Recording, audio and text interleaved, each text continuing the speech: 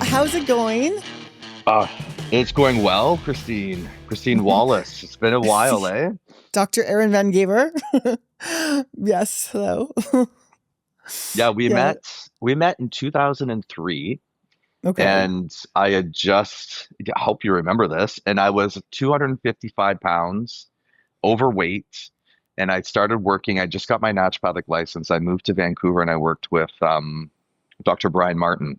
Hmm. And I don't know what your association was with that clinic, uh, but I met you there Yes, and you you were started my doctor. were you was I your doctor? You were my doctor. I think I started going there because Susan recommended me going there, but I think that was because Ocean worked there. Right. Oh my gosh. Yeah. I found out you were doing training, and I'm like, hey, would you be my personal trainer? And Yes. you were the first person to show me when I got my tooth. You're like, Oh look yeah, at the your tooth. horseshoe. Your tooth just showing up. It's like I was able to lose. It was you, and then there was another trainer, Tatiana from I Oh forget yeah. I forget where that was, but I lost 55 pounds, but you were like so on me and you were helped me train. You were the first person in my life that actually helped me focus in on fitness. And that was like 23 years ago, 22 years ago. Yeah. Yeah, The, crazy. the, it was that was fun. I remember I'd go like get vitamin IVs and then train you, and it was uh it was it was a good time, and then we got into extracurricular activities. You know Yeah. what? I remember it was during Pride, that summer when we met, that that you were like, "Oh, hey, what are you doing this weekend?" And I was like, "Not really much." And you're like, "It's Pride, come out." So we went out and I don't remember partied. that, but yeah, We partied. that was a long time ago. Yeah. Probably, um, oh my gosh, I mean, I was so unhealthy back then. Um, and oh, jeez. Oh, Christine, we had a lot of fun. Unfortunately, it was yeah, it was a little bit too much fun, I would say. Yeah, I we would we say went off the rails for a while. yeah, I would say the part that's the most memorable for me though is like the fitness stuff. Oh, me too. And just going to your clinic and hanging out, doing that. That was most memorable for me too. Yeah, yeah, yeah. And what's Yeah. great is you're still in the fitness field. I'm still in the naturopathic field, which is Hmm. lovely. And thankfully um, my fitness has stayed up. So I haven't actually gained that weight back, which That's is nice. amazing. Yeah, yeah. Yeah. Yeah, you've done really great. You've continued on and just got healthier and, stronger, and continue to work on your body and everything. So that's really amazing. I'm proud of I you. know. Well, thank you. And I reached out to you last year because I'm like, Christine, I need some help.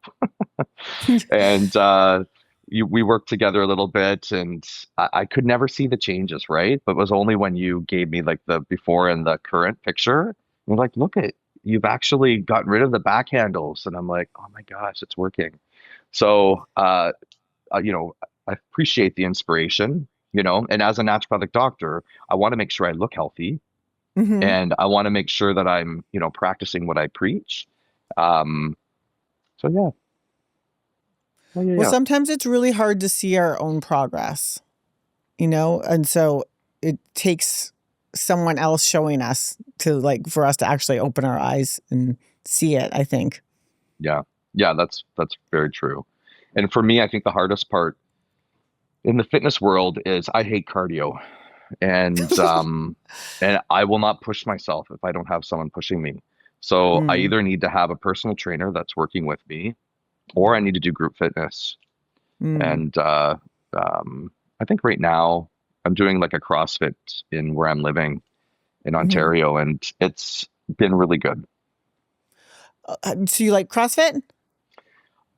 I do. I did CrossFit in Vancouver. The box was at Richards and Davie-ish, I think, between Mhm. Davie and Drake. But I injured myself, because with Oh, the AMRAPs, like the workout of the day, like mhm. doing, X, like, this, and this, and this as many times as you can in 15 minutes or 18 minutes, Yeah. you start to lose form.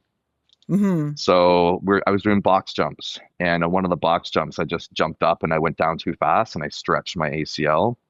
And then when I was doing, uh, well, shoulder presses, I guess I forget what they call them in CrossFit, push presses.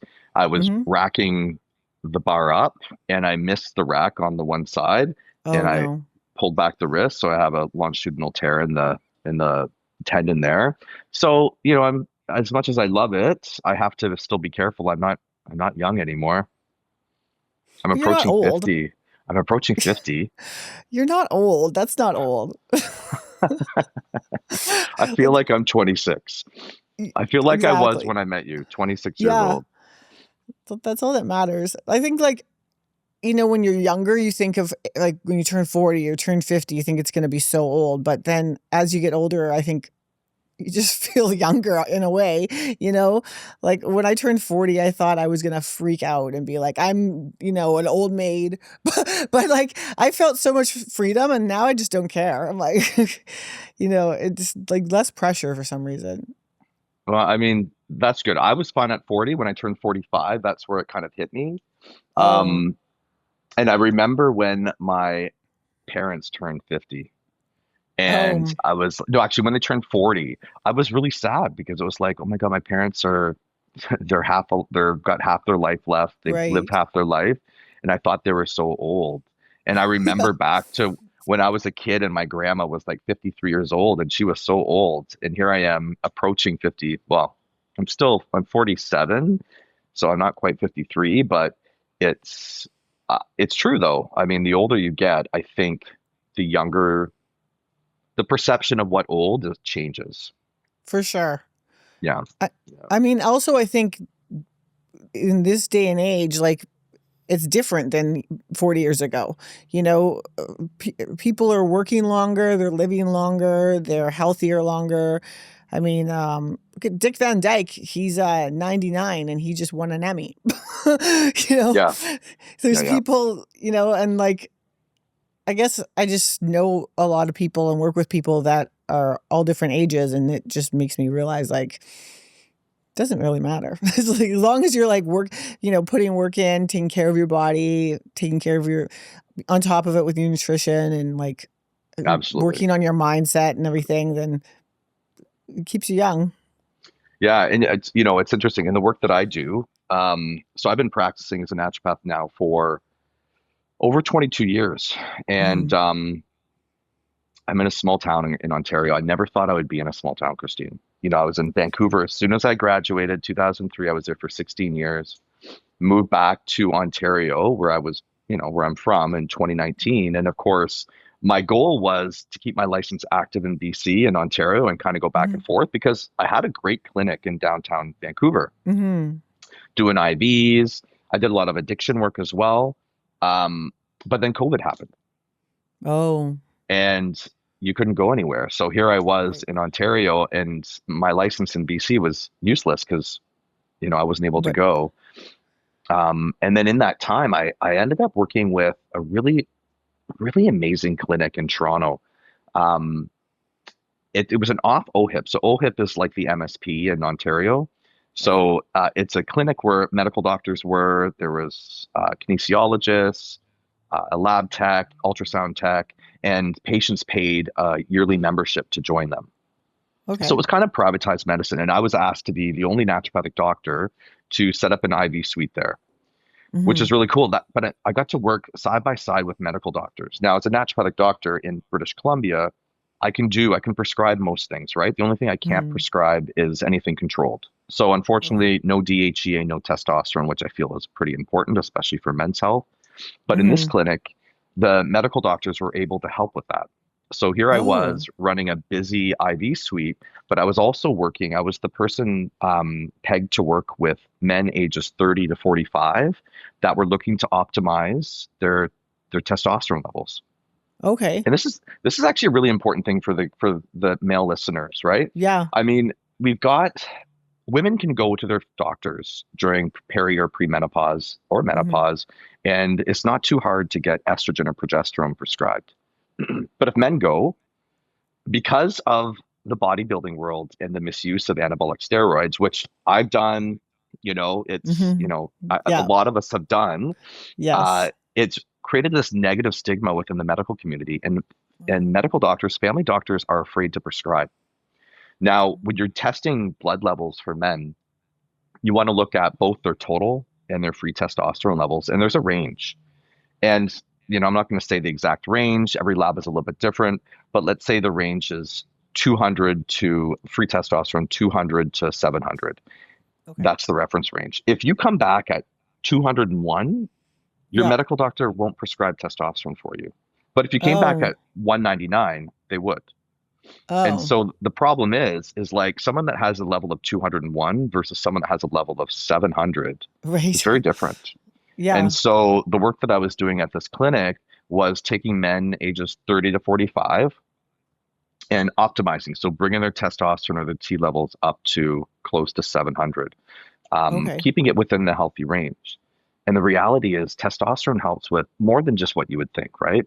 Libido Hmm. and strength and energy and mental focus, of course. But one of the reasons why women before menopause have a decreased amount of heart attacks is because estrogen Hmm.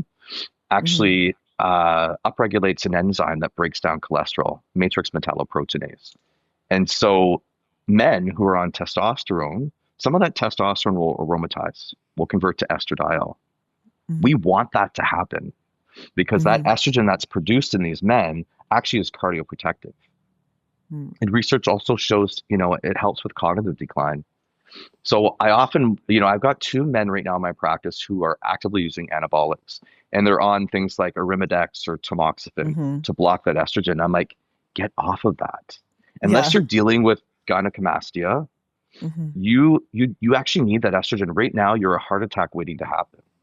You've Oh, increased your wow. testosterone levels to like 1600 or 1800 or Hmm. 2000, where the upper range is 700. But you're also blocking the estrogen production, and you're robbing your body of some really great protective factors from the estrogen. Um, and of course, there's risks to going on testosterone, right? Hmm. You can lose hair, your testicles can shrink. If you have any seeds of prostate cancer in your prostate, if you put them on testosterone, that's like pouring gasoline on a fire. So you have to monitor their prostate levels, their total PSA, to make sure that level stays flat. And it also, one of the risks is that it creates something called erythrocytosis, which just means more red blood cells. So Hmm. you essentially make the blood thicker. So you can potentially increase blood pressure and stroke risk by going on testosterone, even at a sub supraphysiological dosage. Even if you're taking it from 201 to 700, those are still some risks. Okay. So having this opportunity to work in this clinic was amazing. Hmm. But of course, I didn't stay there. I ended up moving to a small town, which I never wanted to. But Yeah. in this small town, I'm seeing so many men that are struggling. Mm. And so I'm in the process right now, starting in September. I'm going to be doing a men's health initiative. I'm going to be working with a local nurse practitioner to help do Okay. the same thing that I was doing in Toronto with the help of the medical doctors. That's amazing. Yeah. So would you recommend to a man that is under 700 to get on TRT? Well, it depends, right? So there's actually a pretty cool scale. It's a questionnaire called the Aging Male Scale, AMS. And it's a questionnaire about 13 questions. And these questions cover three different axes: psychological, somatic, and sexual. So it Okay. basically will assess someone's symptoms, like how they feel. Do you feel like you've reached your peak? Do you notice your beard hair is thinning? Do you have a decrease in morning erections? Do you have difficulty with ejaculation? Do you like increased joint pain? Then there's some depression and anxiety questions. And so what it does, if a patient has, say, if a man has like a testosterone level of 400, but their AMS score is low, then they may not find much benefit to increasing it. Okay. But if they've got a really high score, and the higher the score, the more symptoms the person's experiencing, which could Mm. be, not always, but could be attributed to andropause or low testosterone, Hmm. then absolutely could be beneficial. Okay. That's good to know. So for clients that where would you recommend people going? Like, for instance, I don't know if you know this, would have an answer to this, but I work with a lot of people in the US. So, like, where would be a good suggestion for them to get their blood work done if medical doctors are only looking at it from such a limited point of view?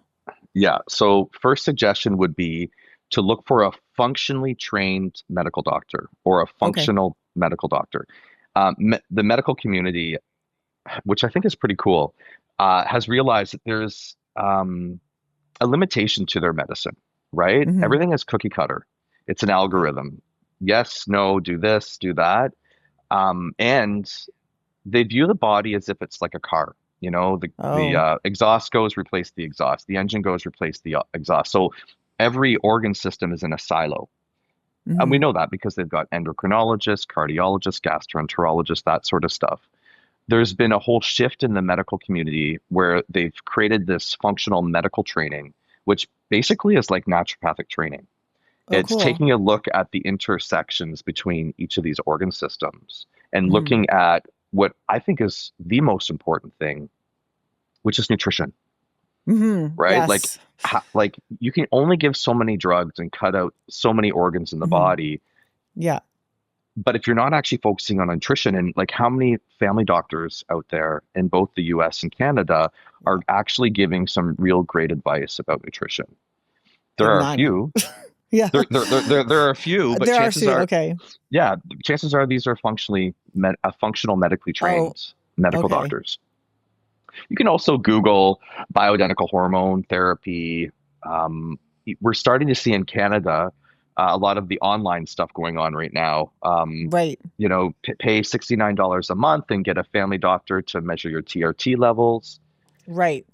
Yeah, I mean, I think, there is some options like ways to ways, I think it's called. I'm not sure if that's exactly what the word is, but I've seen different things come up that you could do that. But I agree with you. Like, there's so many. The medical doctors never ask about nutrition. The ones I've right. seen, like, Yeah. and it's ridiculous. They're like, take some pills. Like, how no? Like, why don't they ask those questions? It makes me crazy because it's like or they don't ask about your like exercise program. And Yeah. that's one of the reasons why I love naturopaths so much, is because you guys actually ask real questions and get the whole story. Yeah. Well, to answer your question, you like, why don't they ask these? Well, it's Yeah. built into the system of medicine, right? Like, how much time does a family doctor have with you? 6 minutes, maybe Yeah. 9 minutes. They don't. It's built to not give the doctor time to look into that, right? You're coming in with one complaint. We're addressing one complaint and one complaint only. Right. And so that's a failure in the system. And that's why this clinic that I worked at in Toronto, uh, I thought was amazing because each patient had 30 minutes, each doctor visit was 30 minutes. The Oh, patients nice. could call at any point and say, hey, I want to see the doctor. There was a lot of physician assistants that were there to help as well. We did blood testing on site. We did our ultrasounds on site. Everything was off OHIP or similar to off MSP. Okay. Now, there's a lot of controversy in this country because we have socialized medicine, right? And Hmm. everything should be free, except, free. We pay with our taxes. But if you look at the healthcare systems across the globe, probably one of the best healthcare systems is France. And the reason why France does so well is they have a two-tiered system. They have a social system, which everyone is entitled to free medicine, but they also have a private sector. So people that can afford can actually pay out of pocket to see a doctor. It risks taking some of the really good doctors into the private sector because that's where they're going to Hmm. make more money.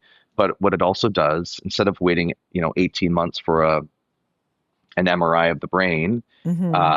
I don't know what the wait times are, or 18 months for a colonoscopy, you can get in 3 months or 2 months because those people that can pay the money have unclogged or reduced the burden in Right. the social system.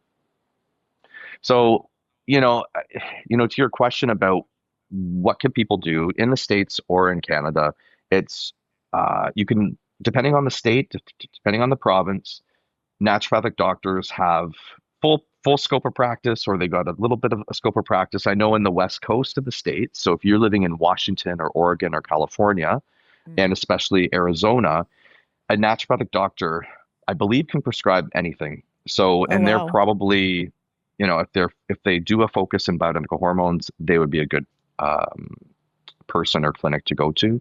And if they don't have that, then looking for a functionally trained medical doctor. Okay, thank you. Yeah, yeah. That's interesting. I didn't know that about France. Yeah, it would be because in BC and in Toronto, you can't go to private doctors, right? Well, you You're can. not. There are. You I can. mean, Okay. I don't know if BC has private clinics. I would assume I they don't think do. so. Well, I I think would. they actually close them down Do they?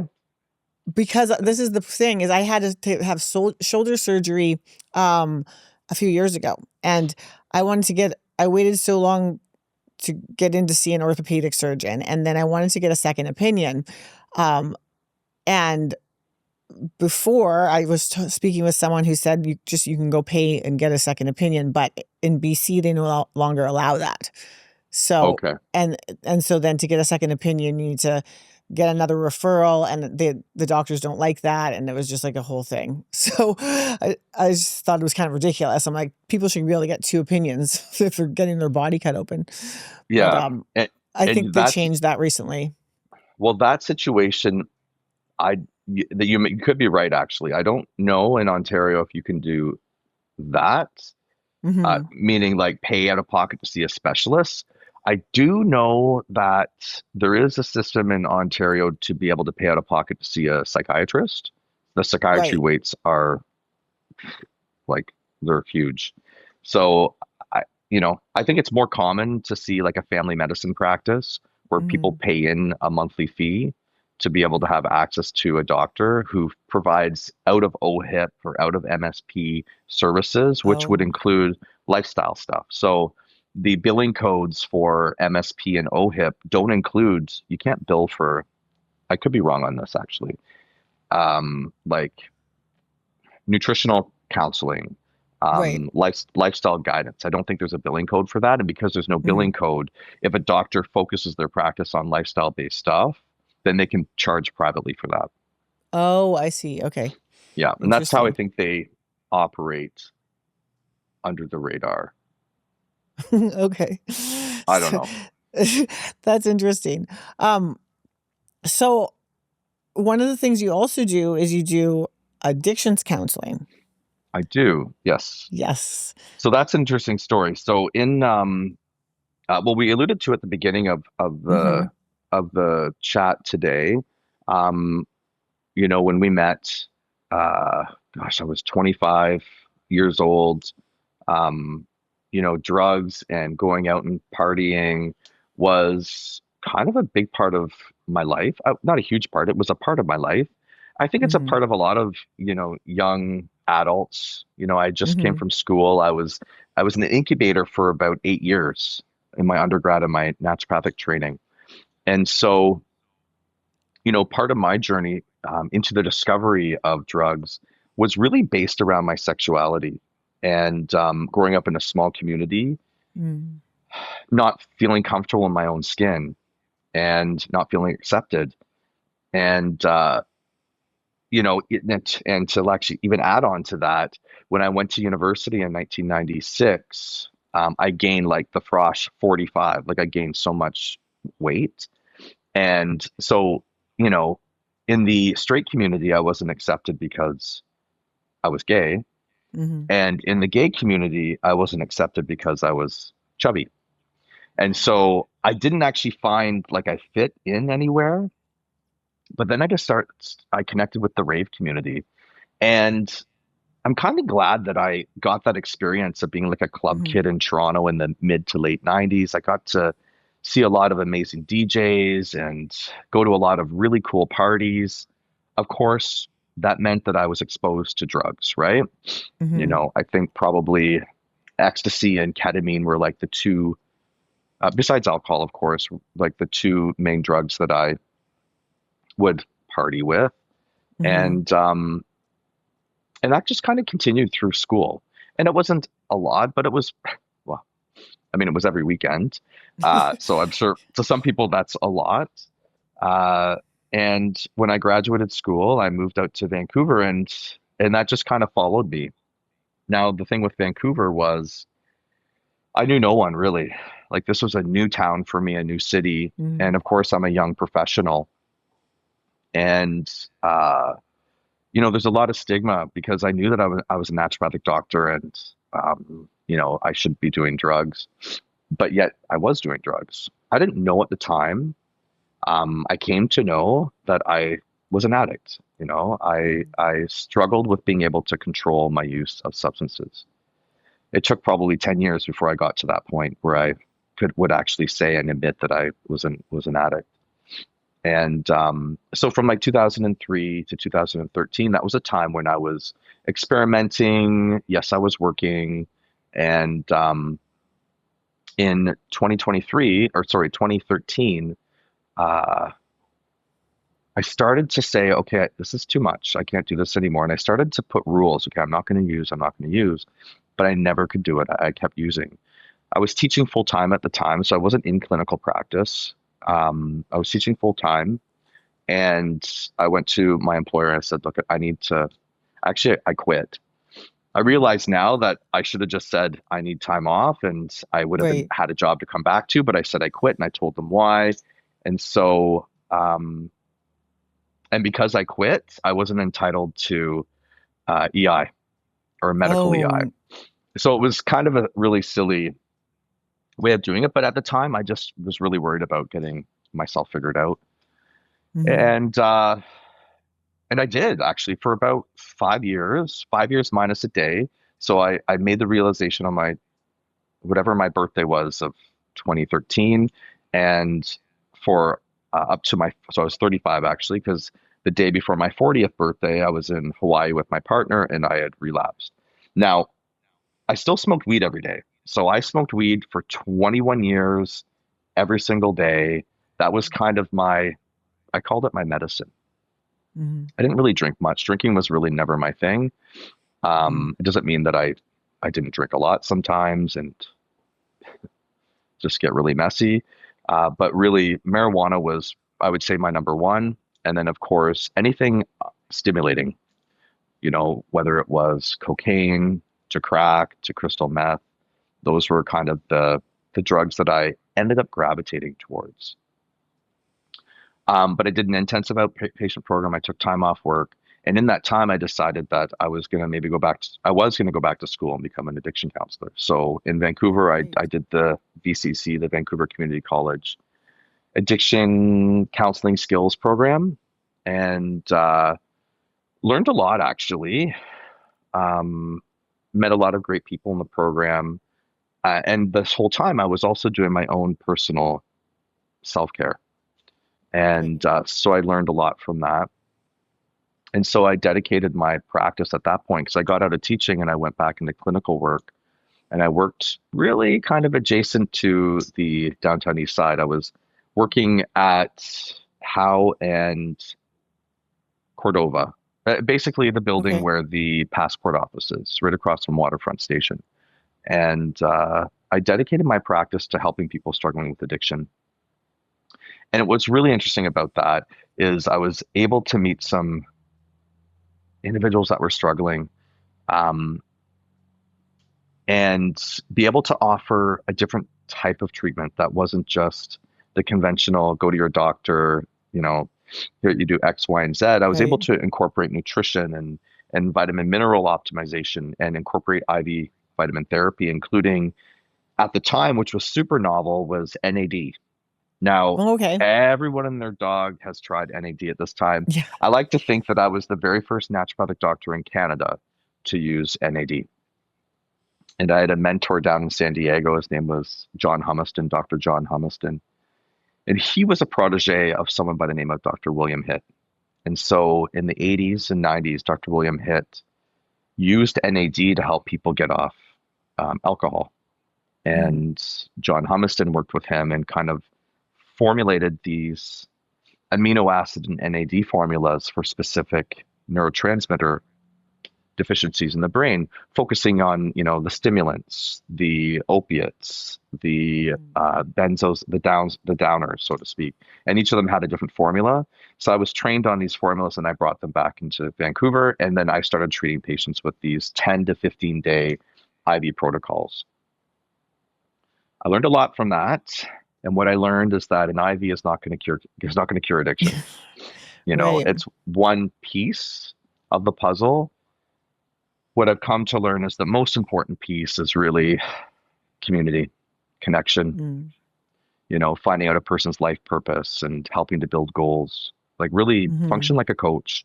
I could be a naturopathic doctor, I can be a counselor, but I think the most effective skills that I bring when I work with individuals is the coaching skills, which I mean, Hmm. you're a coach too, right? Yeah. It's like setting goals, keeping them Right. accountable, inspiring them and motivating them. Because Right. if you don't have a goal to aim for, Yeah. then you're kind of just moving aimlessly, right? Yeah. Now, do you find, because I'm not sure. So for me, when I was getting clean, it was like the most important thing was, well, at first it was just like I had to pretend that like I wasn't that person, and I kind of was like, I'm not that person anymore, and I just, because I struggled for a long time to get clean, and then one day I made a decision, and then I just stayed clean because I went, Yeah. but then later on I had to do the work, and what I found was the most important thing for me was finding out why I was doing it in the first place, Yeah. and you know and then growing compassion for myself and understanding that it was just to fill a hole, and basically, you know because I didn't feel good enough, and I didn't feel loved, and I didn't a lot of different things. So, Yeah. but do you find that is like one of the most important things for people too, is just to like figure out the reason why they were doing it? I think that it's a really good point. And I remember going when you were in rehab and going with your dad to visit you. Um, yeah. I'm so proud of you, by the way, like to actually overcome this. How has it been 15 years, 16 years, 17? It's been a long time for It's you. been a long time. It's Yeah. been a long I time. don't count, because for me that doesn't work. That I just found that doesn't work for my own way of thinking. Yeah. But yeah, it's been a long time. Yeah. Yeah. Thank you. To your point, it is important. It's a double-edged sword though. And for you, actually, you didn't actually have to see that double-edged side because you're able to, I would guess, see it, understand it, acknowledge it, work on it, and move forward. Hmm. What a lot of people do right now, like I'm working with someone right now who is stuck in the past and stuck in the reasons why he's an addict, why he's Mm. struggling, and he can't get out of it. Okay. And it's like everything that he's doing is because, well, look what happened to me in the past. You would do this too. And it's like, yes, Right. I know. But at some point, you have to like turn your head and stop looking at it and move into the future. Hmm. And that's really where so counseling is good and psychotherapy is good Right. at delving into the reasons why. And a lot of that is trauma, right? Yes. And it's about, there's different systems that you can use. There's internal family systems, and there's like child going back to when you were 6 years old and seeing yourself and having a conversation with that. For me, that kind of therapy works really well. Um, and sometimes it's understanding that we're going to get these really, really crazy emotions that come, and Yes. we can't control those emotions. So Hmm. we have to learn some way to kind of surf those emotions. And that's where dialectical behavioral therapy comes in, which teaches Yeah. you things like mindfulness and distracting and seeing the silver lining in things. And so absolutely it's important to look at that stuff, Hmm. but But learning the not, coping skills is like one of the other most important things. yeah, Because I think that's why a lot of people do drugs, is because they don't have the coping skills to deal with their feelings, right? You know, Oh, suppressing their 100%. feelings. Yeah, suppressing their feelings. And so then when you stop and you suddenly have all these feelings, and it's like, and you just feel shame, or there's a whole plethora of reasons what you can feel, but a Yeah. lot of it comes from shame and trauma and feeling worthless, and like you name it. But and then having to kind of go through all that stuff and accept it, and realize that, like, just because this happened doesn't mean it makes you any less of a person. And like, just kind of like, that's the hard part I found, Yeah. was like sorting through it all. And then being able to like kind of let that go and be like, that's just part of my story. That's an obstacle I went over, but it's doesn't define me. Yeah. And that's perfect. It's part of my story. It's Hmm. part of my story, right? I tell patients all the time, um, you're a human being, not a human Hmm. doing. Yeah. Like you are not your actions. Yes. They don't define who you are. And they Hmm. can certainly shape how you view things in the future. And that's why it's important to look at it. It's important to, in 12 step, which I'm very active in to this Hmm. day, it's like we don't want to close the door to our past. And the Hmm. reason for that is because if we forget where we came from, then we may make that same mistake in the future. Right. Oh yeah. But it's important not to, like, if we start to self-identify and start to get swallowed into that Hmm. chaos, because really, I could speak for myself, when I was actively using, my life was chaotic. And it Yeah. wasn't just for me. It's like I created chaos with all my relationships. I had Hmm. burned relationships that I no longer have. I Hmm. was thankful to have parents and friends that stuck by me no matter what. But practice loving detachment, right? There was a point Hmm. in which my family, instead of calling me every single day, they just stopped calling me. Hmm. And, or for example, they would message me and I would just give a thumbs up because they would try so hard, or they'd show up at my door Right. and realized I wouldn't answer. And it was at that moment for me, I was like, shit, my parents are taking a step back, which of course they had to. Um, it's I mean, I don't know if there's a closer bond between a mother and a son. So, my mother, among all the people in my life, probably, I don't want to say took it the worst. I think everyone took it awful. But like she couldn't sleep at night because she didn't know Mm. if the next phone ring that was going to come was going to be Right. someone saying that her son was dead. Um, and there were times, to be frank, that could have been the case. Yeah. Um, So, I had a conversation with her. This was just maybe a month ago. And I said, I'm like, because now I live in the same town my parents live in. So I'm like Mhm. 4 hours out of Toronto. I have a place in Toronto still. I'm in my place in Toronto, but I live full time in Kincardine. And I said to my mom, like, don't you just love that your 47-year-old son is because uh I'm staying in their garage, Oh, um, okay. because which it's been renovated. It's actually a nice little bedroom for me, That's awesome. because I'm supposed to be in Toronto and I only came to Kincardine on a whim, and Yeah. found work there, and then I just haven't left. So I said, "Don't you just must love that your 47-year-old is living at home?" And my mom looks at me, she's like, "Aaron, you know what? I sleep at night now. I sleep at Oh. night knowing you're here." And she's like, I never slept. And that just breaks my heart to hear. Mhm. Um, but yeah, I mean, so my journey through addiction is up and down, right?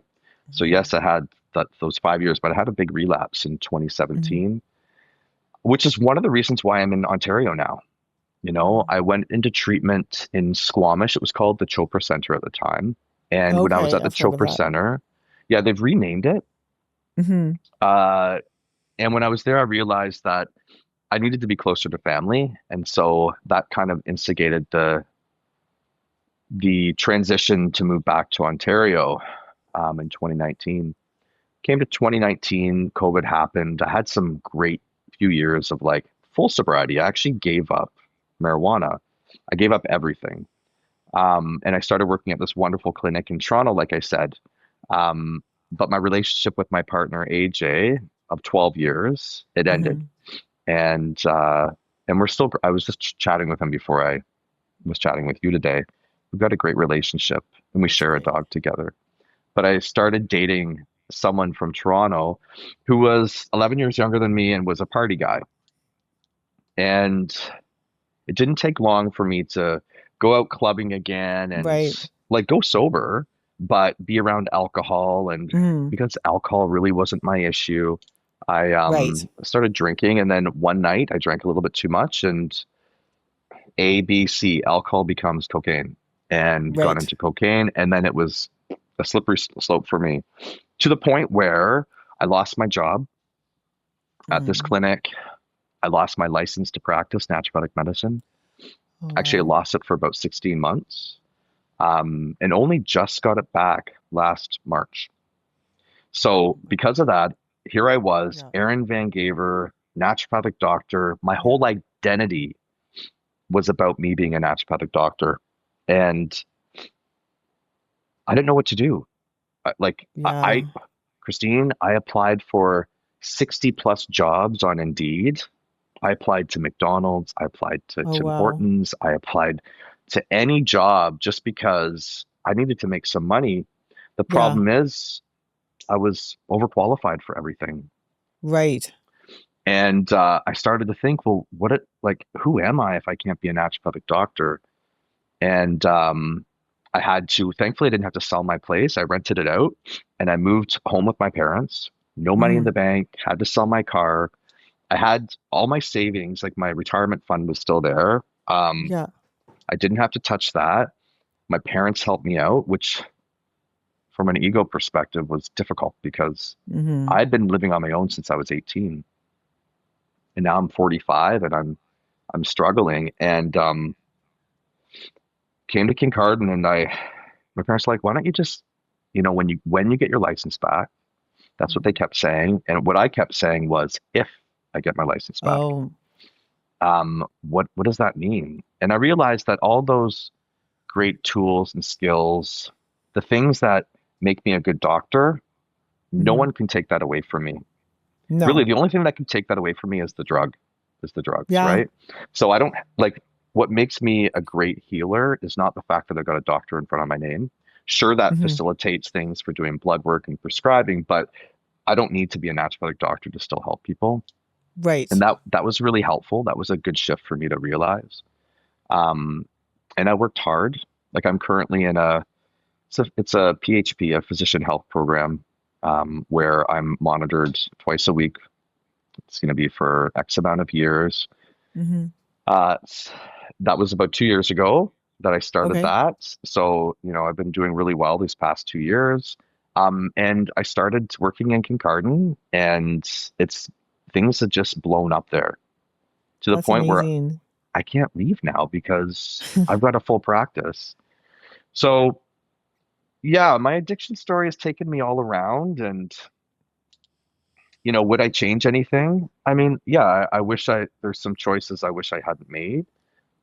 But I'll tell you, my old sponsor would say to me a couple years ago, Aaron, look at yourself in the mirror. Would you Mhm. would you want to date someone like you? And I would like, no.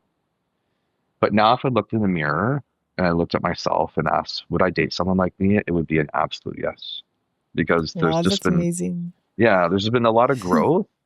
Mhm. And the biggest gift in my recovery, you know, is the fact that I lost all my money, lost my car, had to Yeah. humble myself and go home to my parents, lost my license to practice. Um, because what I learned was that I have this beautiful relationship with my parents. My brother lives in the same community, my nieces and nephews. Like, that's a gift that I didn't know that I even That's wanted. amazing. And that has been the best part about recovery. That's beautiful. Yeah. I really believe that sometimes the things that seem like the worst in the moments that seem like devastating and heartbreaking and like your world's coming to an end really end up being the biggest blessings.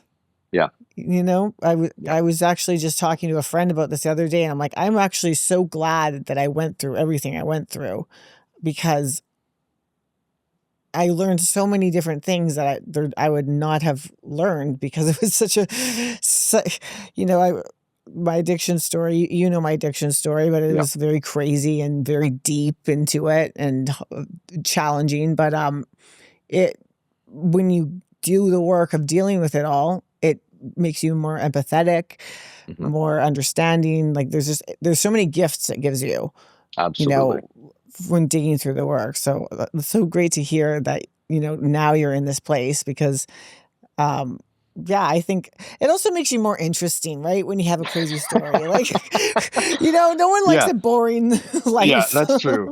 That's true. You know, there's in counseling there they talked about Carl Rogers, which was this therapist in the 50s and 60s, I believe, and he said there's three all you have to do to be a good therapeutic healer, counselor, whatever it is possess three things. One is unconditional positive regard. So whatever a person says, you don't judge them.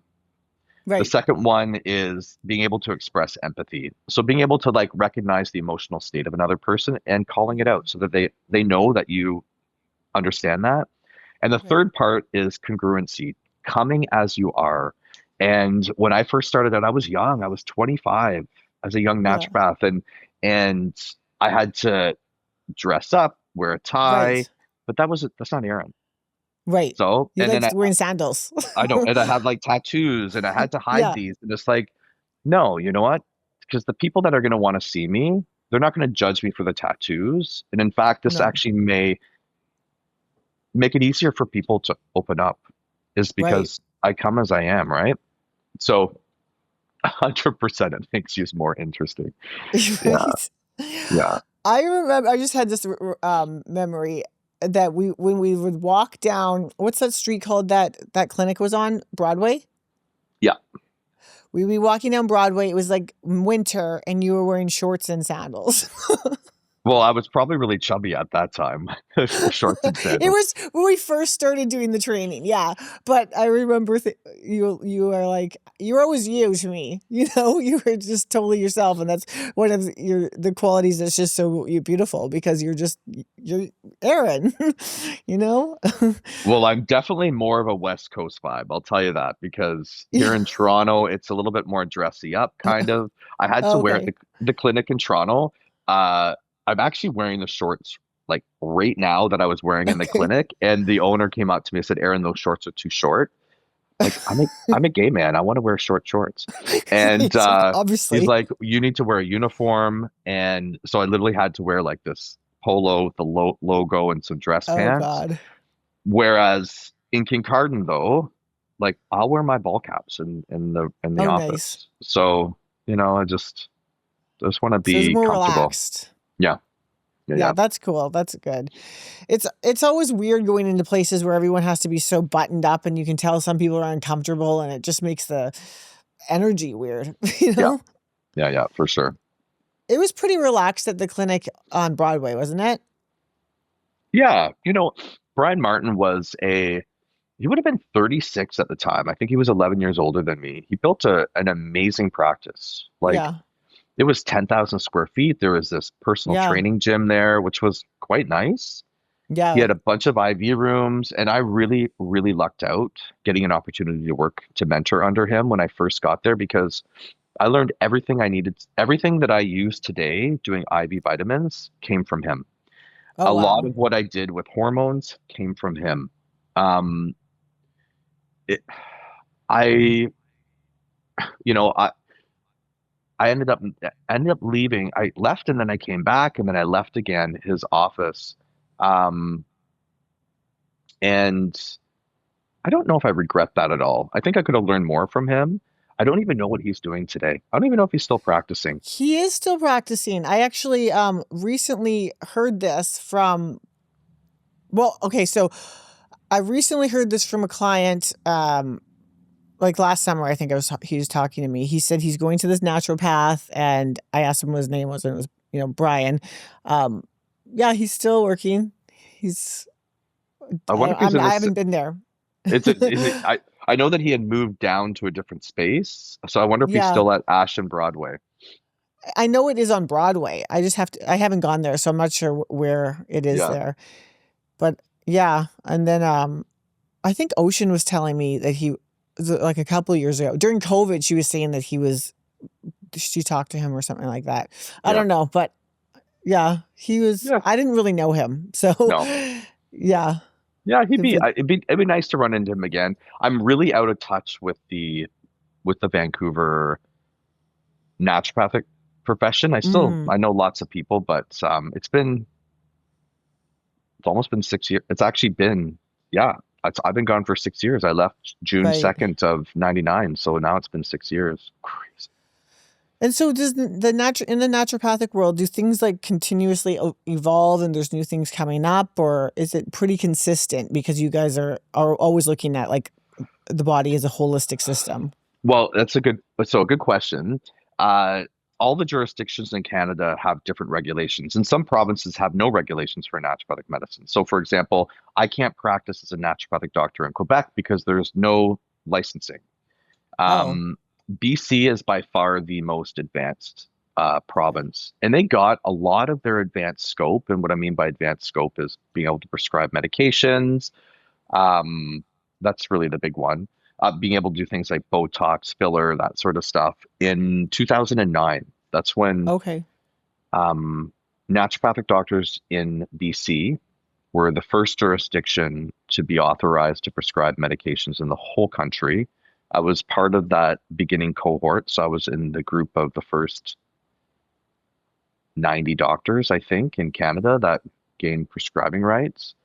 Um, so there was a lot in my early career from 2003 to 2010. There was huge growth in the scope of practice for the profession. But since then it's been a little bit slower, right? I think they've gained Botox filler, PRP and Prolo injections. So you'll have Hmm. some naturopathic doctors, which I think is great. I've never trained on this, but use ultrasound guided injections into the joint space for platelet rich plasma, Yes, I've had that corticosteroid. done. Oh, have you? Did you go to The a PRP, naturopath? yes. I went to see Dr. Badesha to get the PRP done. Ah, Yeah. yeah, yeah, okay. Yes. Yeah, I know. You were out in Surrey then with him. South Surrey? Yeah, he's in Surrey. Yeah. Yeah, Navi Yeah. Badeshi. Yeah, Badesha. Yeah. No. he's got a nice clinic out there. If you went to the one, was it doing IVs and stuff? I used to do IVs with him more when I was competing. I don't really. It's so far from me that I don't really Yeah, go out there yeah. that often. But I tried the PRP before. Hey, actually, I wanted to ask you about this. What are your thoughts on peptides?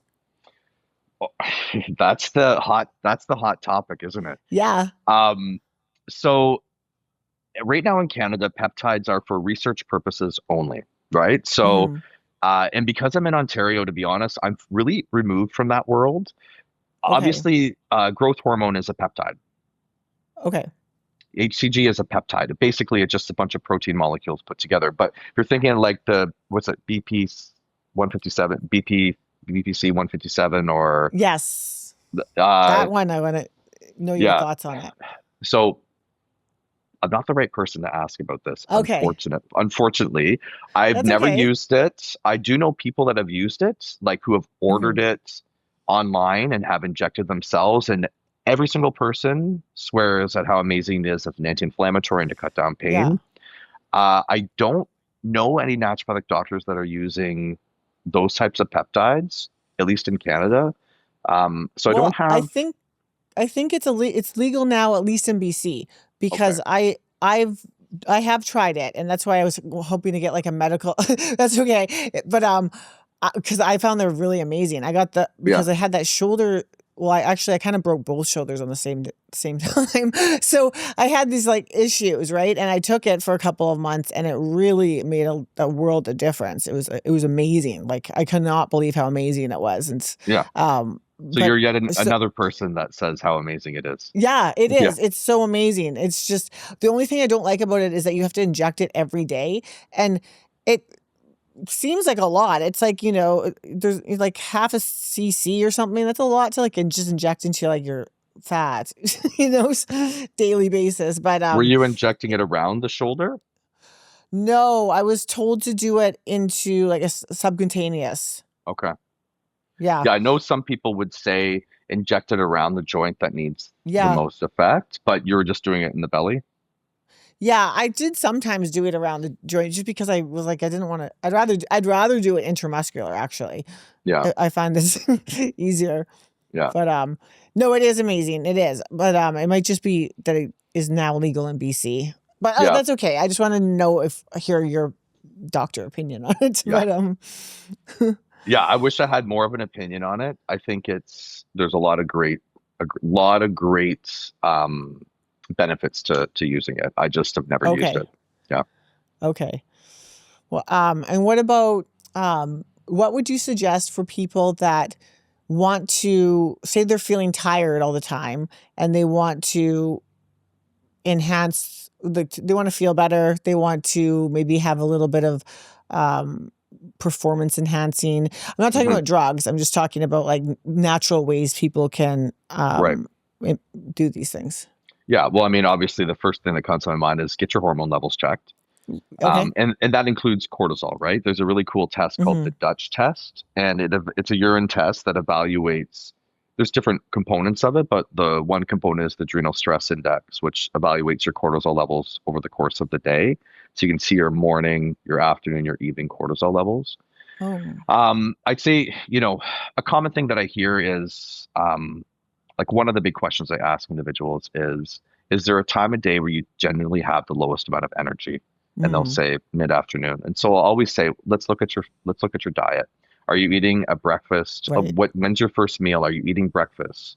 Are you eating just carbohydrates for breakfast? It's about anchoring that morning meal with enough protein that actually Mhm. slows down the absorption of blood sugar so that you're not getting an insulin spike, which then thrusts the glucose into the cells, and then you get a Yes. crash. So it's about getting a good diet, making sure you've got adequate proteins at all your meals, healthy proteins, healthy fats. And of course, a good B vitamin, a B complex is helpful. There are certainly some herbs that help to support energy.